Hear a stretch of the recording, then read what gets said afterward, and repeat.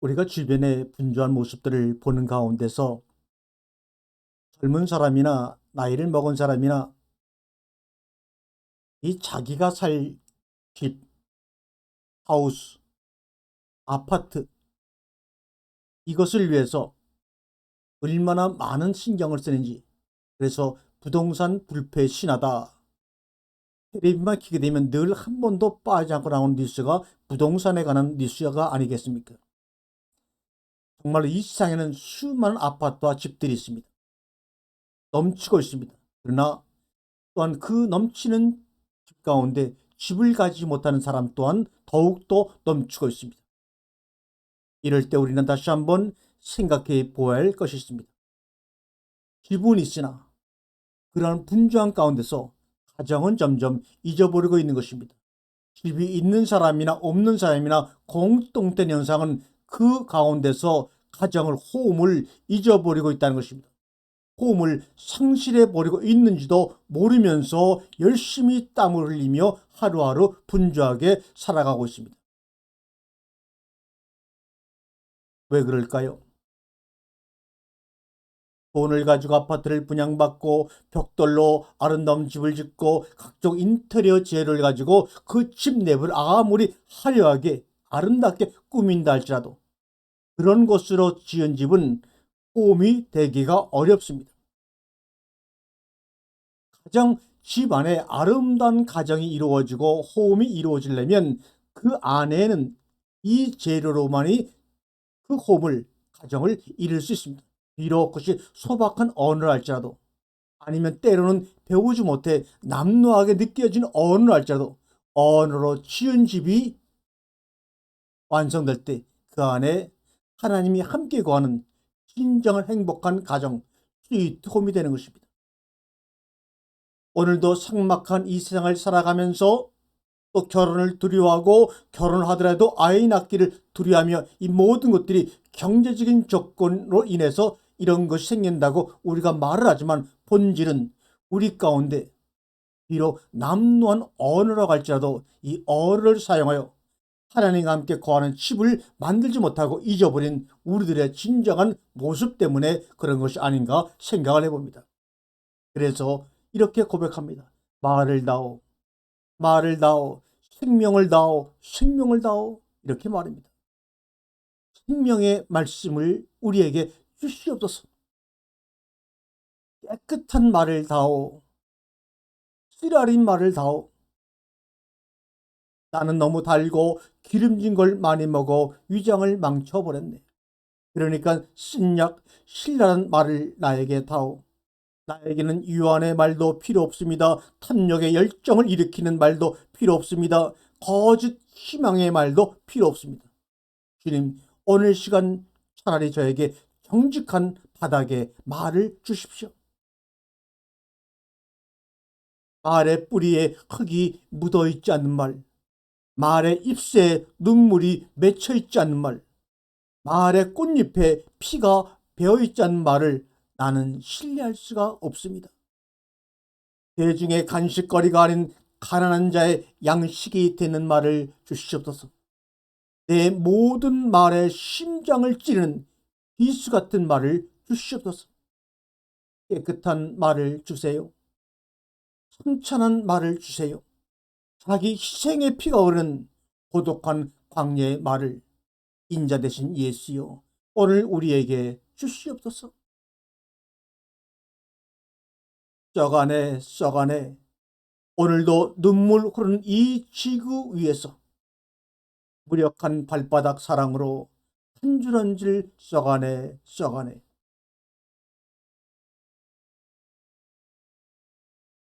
사람들은 이렇게 얘기합니다. 이렇게 또한 삶을 살아가고 있어요. 이것이 옳은 삶일까요? 책을 열심히 보느라 독서할 시간을 잊어버리고 말았어요. 말을 하느라 대화할 시간이 없습니다. 머리를 많이 쓰느라 생각할 틈이 없어져 버리고 말았어요.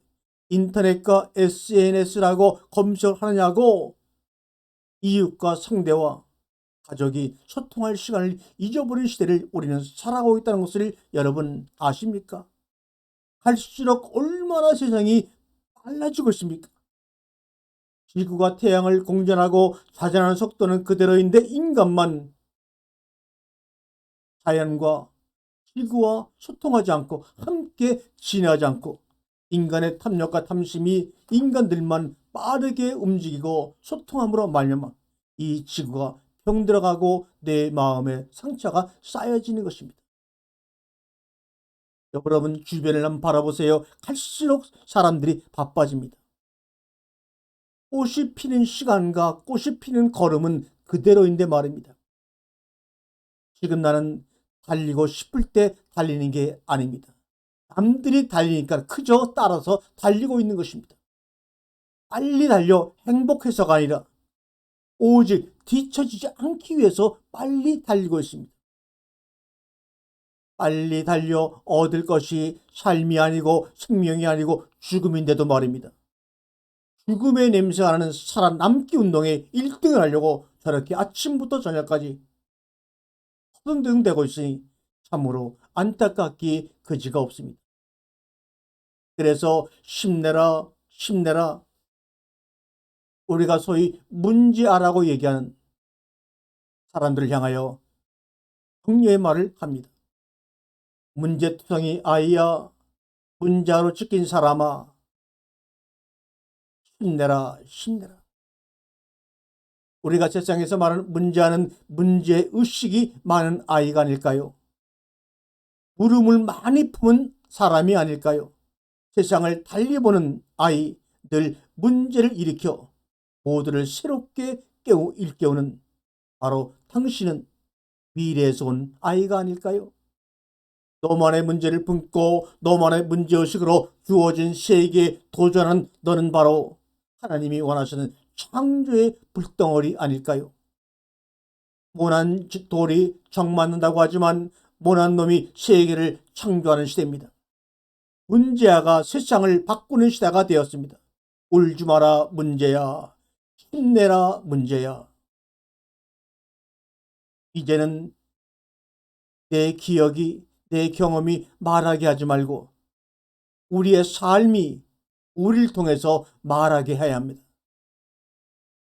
태어날 때가 있으면 반드시 죽어야 할 때가 있고 꽃이 필 때가 있으면 지는 때가 있고 말할 때가 있으면 침묵할 때가 있다는 지혜를 기억해야 합니다. 나음과 죽음을 왜 저주라고 하는가? 저주와 심판이라는 잣대에서 시작했기 때문입니다.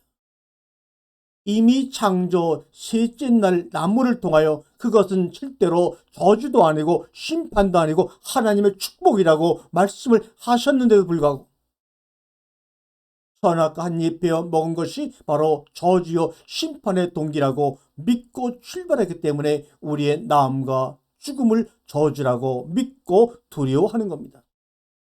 사랑할 때가 있으면 격별할 때가 있고 창조할 때가 있으면 나눠야 할 때가 있고 투쟁할 때가 있으면 성찰할 때도 있는 법입니다. 창조는 나눔과 연결될 때 진정한 창조입니다. 만듦은 지음은 소유와 연결되어 경제적인 논리 가운데서 효율성만 따질 뿐입니다. 그러므로 우리 함께 명심하지요. 누구나 옳은 말을 할 수 있을 때는 지금 삶이 말하게 할 때입니다. 여러분 그거 아세요? 우리가 매일 먹는 그 쌀이 있지 않습니까? 그런데 그 쌀 하나의 신비, 이 쌀 하나의 신비가 어떤지 아십니까? 그 신비로운 쌀이 우리 속에 우리 안에 들어옴으로 말미암아 어떤 일이 일어나는지 아십니까? 쌀 하나의 신비를 한마디로 결론짓고 이야기하자면 하나됨입니다. 하나됨. 둘이 아니라 하나됨입니다. 쌀 하나는 햇빛과 물과 흙과 농부와 땅속의 모든 미생물과 모든 우주의 기운의 노력으로 하나됨으로 만들어서 우리 입안에 생명의 먹이로 들어오는 것입니다. 햇빛, 물, 바람, 흙 속의 미생물, 농부 이 모두가 하나라고 햇빛 따로, 물 따로, 바람 따로, 미생물 따로, 흙 따로, 사람 따로가 아니라 이 모든 것이 하나라고 하는 증거를 온몸으로 표현하고 있는 하나의 삶, 하나의 사명. 인간은 오늘도 무수한 생명을 죽여가면서 피와 땀으로 여기까지 온 것이라는 사실을 인식해야 합니다. 우리의 그 행동, 쌀 하나의 신비를 깨닫지 못하고 쌀 하나의 하나됨을 인식하지 못하고 숫제구멍으로 그저 무의미하게 흘러버린 그 행동들, 이것을 우리는 얼마나 잘못된 행위인지 인식하고 있는지, 삶의 내용에 대한 파악을 제대로 우리가 못하는 것은 한 걸음 한 걸음이 죄를 짓는 것입니다. 쌀 하나의 신비를 통해서 하나됨을 깨닫지 못하는 것은 생명에 대한 모욕일 뿐입니다. 만약에 그런 마음이 제 속에 있었다면 그 마음으로 목사 노릇한들 무슨 소용이 있겠습니까? 수채구멍에 내어버린 쌀 하나리 바로 나 아닐까요? 자신을 소중히 여기지 않고 자신이 누구인지를 깨닫지 못하는 나를 누가 귀하게 그 속에 하나님의 말씀이 역사하겠습니까? 오늘도 참담한 자신의 모습 앞에 눈앞이 캄캄해지고 다리가 후들거려 무릎을 꿇어보지 아는 자는 무릎 꿇는 힘으로 다시 일어서 전진할 수가 없습니다. 낮아진 힘으로 포기하지 않고 다시 일어서는 자, 창조하는 자, 그놈이 바로 큰 놈이라고 우리에게 말씀하시는 인자 예수 그리스도, 그분이 우리의 주님이시고 우리의 신랑 되십니다. 아멘.